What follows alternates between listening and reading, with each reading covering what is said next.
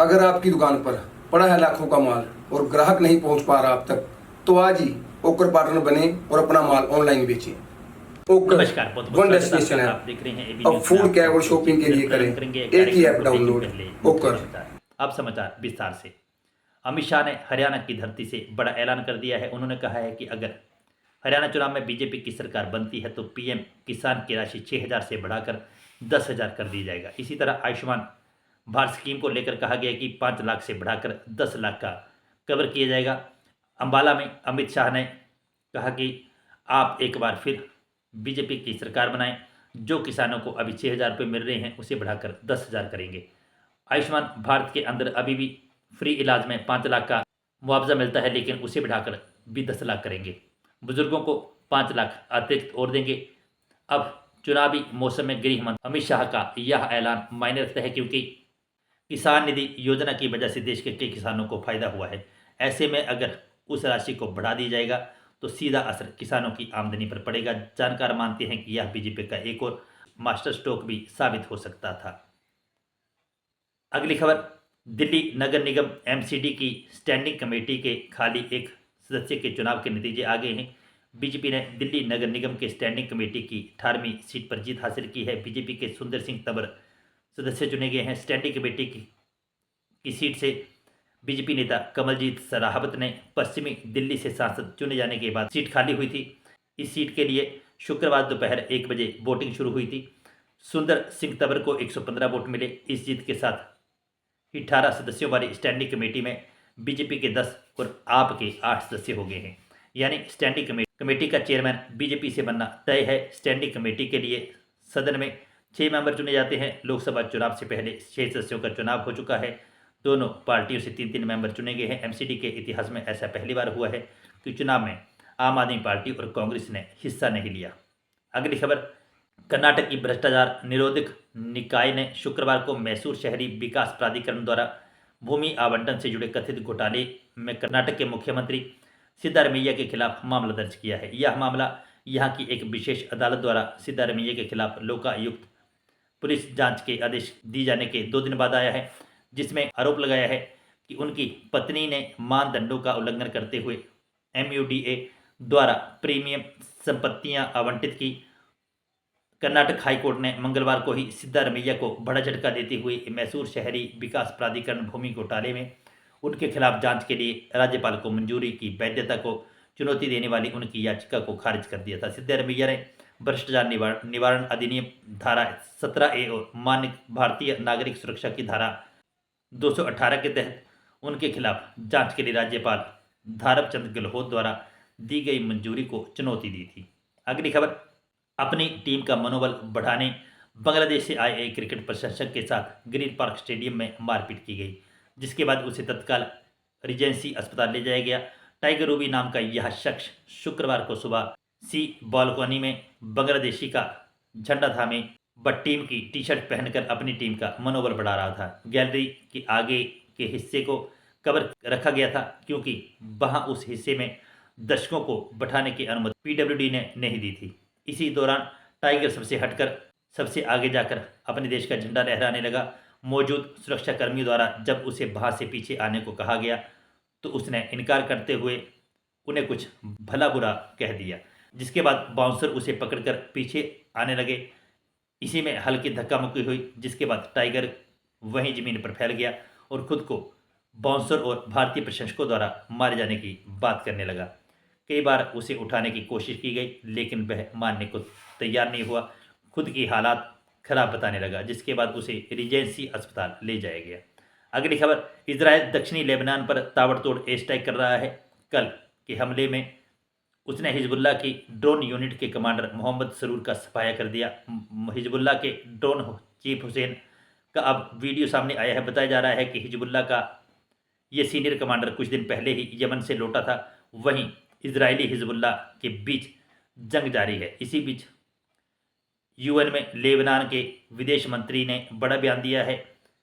विदेश मंत्री अब्दुल्ला बुहबीब ने कहा है कि लेबनान ऐसे संकट से गुजर रहा है कि उसका वजूद खतरे में आ गया। लेबनानी विदेश मंत्री ने कहा कि दुनिया भर के देश दखल दें और तुरंत युद्ध विराम करवाएं। बीते एक साल से इजराइल और फिलिस्तीन के बीच जंग जारी है। हमास ने 7 अक्टूबर को भीषण आतंकी हमला इजराइल में किया था और तब से आज तक एक भी दिन ऐसा नहीं गुजरा जब इजराइल ने कोई एक्शन ना किया हो। अगली खबर, दिल्ली के पूर्व मुख्यमंत्री अरविंद केजरीवाल ने शुक्रवार को दिल्ली विधानसभा को संबोधित किया। उन्होंने कहा कि पिछले 2 दिन से आतिशी के साथ मिलकर सड़कों का निरीक्षण कर रहा हूं। इनकी हालत बहुत खराब है। मेरे जेल जाने के बाद इन्होंने दिल्ली को ठप कर दिया। मैंने आतिशी को पत्र लिखा है कि सड़कों की हालत ठीक की जाए। केजरीवाल ने सदन में आतिशी की सीट पर जाकर उन्हें चिट्ठी सौंपी।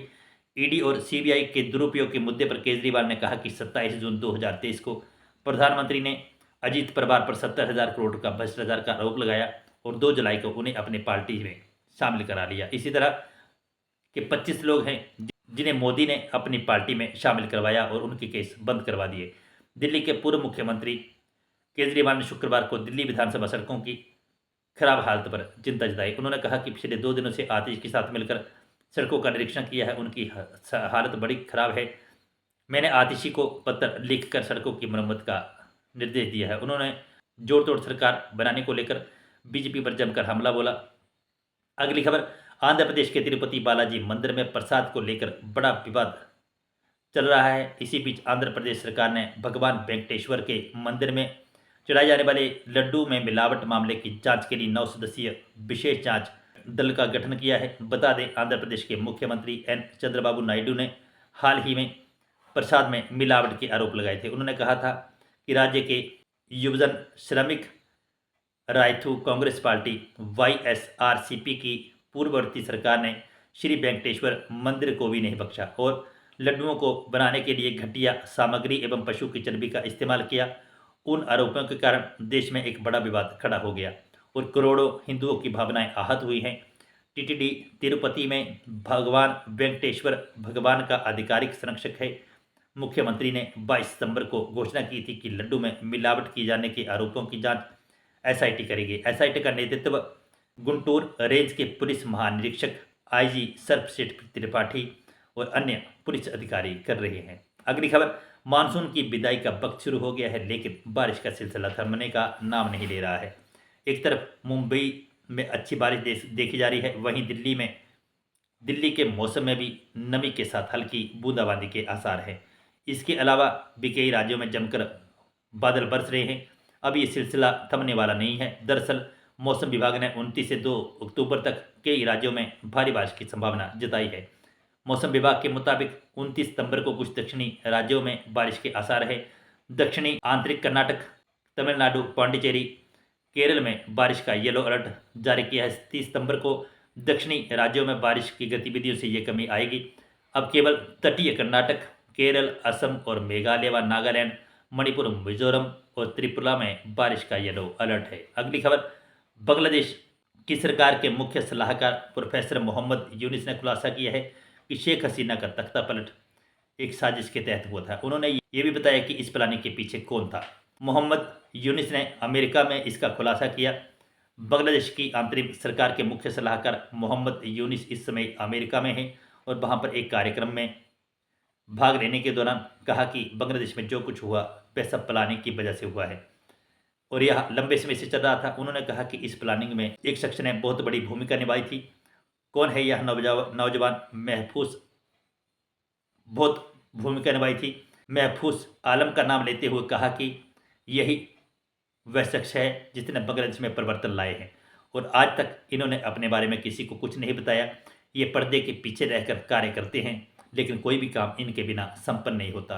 महफूज आलम और मोहम्मद यूनिस की नियुक्ति इकट्ठे ही की थी और जब तक यूनिस पद पर बने रहेंगे तब तक आलम भी अपने पद पर बने रहेंगे। अगली खबर, इंडो रोड joint venture BrahMos aerospace private limited BrahMos अग्निवीरों के लिए नौकरियां आरक्षित करने वाली पहली कंपनी बनी है। ब्रह्मोस एयरस्पेस ने टेक्निकल एंट्रीज में 15% और प्रशासनिक व सुरक्षा भूमिकाओं में रिक्तियों में 50% आरक्षण की घोषणा की है। ब्रह्मोस एयरस्पेस भारतीय सशस्त्र बलों की अग्निपथ योजना के तहत नए भर्ती हुए अग्निवीरों को विशेष रूप से नौकरी का आरक्षण देने की घोषणा करने वाली पहली भारतीय कंपनी बन गई है।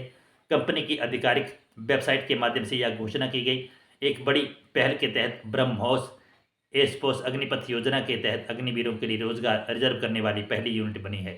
ब्रह्मोस ने अग्निवीरों को आगे के लिए रोजगार के अवसरों के साथ इंटीग्रेट करने की योजना बनाई है। ब्रह्मोस में नियमित रोजगार के अलावा अग्निवीरों को आउटसोर्सिंग कॉन्ट्रैक्ट में भी इंटीग्रेट किया जाएगा, जिससे उन्हें सिविल कैरियर में फिर से शामिल करने का मौका मिलेगा। तो बंधुओं, ये थे आज के कुछ अहम समाचार जो हमने आपके साथ साझा की। खबरें पसंद आई हो तो लाइक और शेयर करें। जो दोस्त हमारे साथ जुड़े हैं भी हमारे यूट्यूब और फेसबुक पेज को लाइक और फॉलो भी करें। इन के साथ फिलहाल के लिए बस इतना ही। बने रहे एबी न्यूज़ के साथ। जय हिंद, जय भारत, जय हिमाचल।